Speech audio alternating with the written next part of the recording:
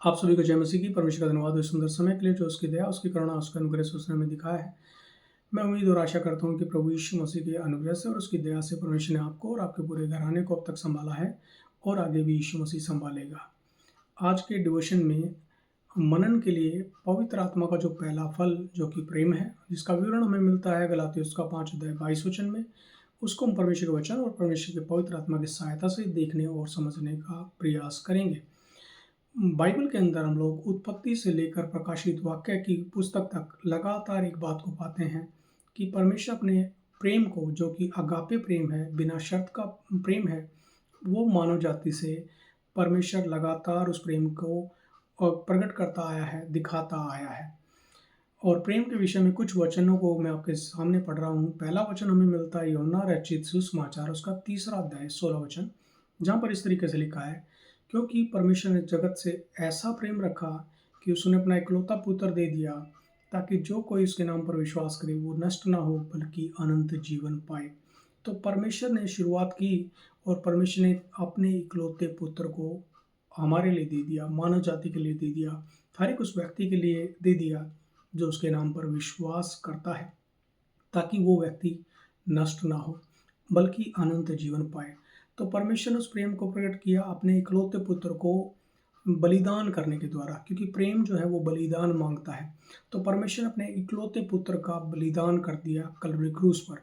और हम लोग एक दूसरा वचन पढ़ते हैं जो हमें मिलता है रोमियो उसका 5 अध्याय 8 वचन, जहाँ पर इस तरीके से लिखा है, परंतु परमेश्वर हम पर अपने प्रेम की भलाई इस रीति से प्रकट करता है कि जब हम पापी ही थे तब मसीह हमारे लिए मरा।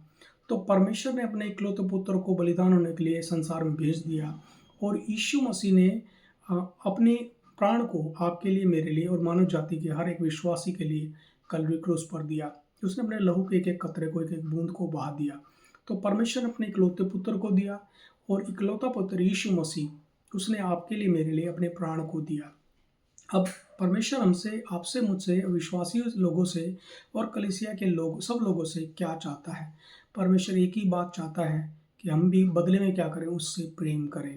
और उसके लिए एक वचन हम लोगों को मिलता है मत्ती रचित सुसमाचार उसका 22 अध्याय 37, 38 और 39 वचन में, जहाँ पर यीशु मसीह जब इस संसार में थे तो एक व्यवस्थापक यीशु मसीह के पास आकर पूछने लगा, हे गुरु बता, सबसे बड़ी और मुख्य आज्ञा क्या है? और यीशु ने उसको उत्तर दिया, सबसे बड़ी और मुख्य आज्ञा तो ये है कि तू अपने परमेश्वर से अपने पूरे प्राण, पूरे मन और पूरी बुद्धि से प्रेम रख, और इसी के समान ये भी कि अपने पड़ोसी से अपने समान प्रेम रख। तो ये दोनों आज्ञाएं ही व्यवस्था का और भविष्यवक्ताओं की आज्ञाओं का आधार है।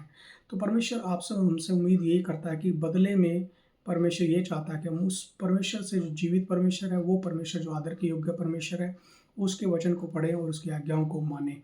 एक वचन और मैं आपके लिए पढ़ रहा हूँ जो हमें मिलता है यूहन्ना के सुसमाचार, यूहन्ना का सुसमाचार उसका 13 अध्याय, और वहाँ हम लोग को मिलता है 34 वचन और 35 वचन में इस तरीके से बताया गया है, यीशु मसीह ने कहा, मैं तुम्हें एक नई आज्ञा देता हूँ कि एक दूसरे से प्रेम रखो। जैसा मैंने तुमसे प्रेम रखा वैसा ही तुम भी एक दूसरे से प्रेम रखो। यदि आपस में प्रेम रखोगे तो सब लोग जान लेंगे कि तुम मेरे चेले हो। और हम लोग यूहन्ना के सुसमाचार के अंदर बार बार इस बात को पाते हैं। यूहन्ना रचित सुसमाचार उसका 13 अध्याय 14 अध्याय और 15 अध्याय में यीशु मसीह ने कहा, यदि तुम मुझसे प्रेम करोगे तो मेरी आज्ञाओं को मानोगे। तो परमेश्वर आपसे और मुझसे एक ही चीज़ चाहता है, आज्ञा पालन। यीशु मसीह ने आज्ञा का पालन किया। यीशु मसीह के विषय में फिलिपियों की पुस्तक में बताया गया है कि यीशु मसीह यहाँ तक आज्ञाकारी रहा है कि उसने कल्वरी क्रूस की उस दर्दनाक मृत्यु को भी सह लिया।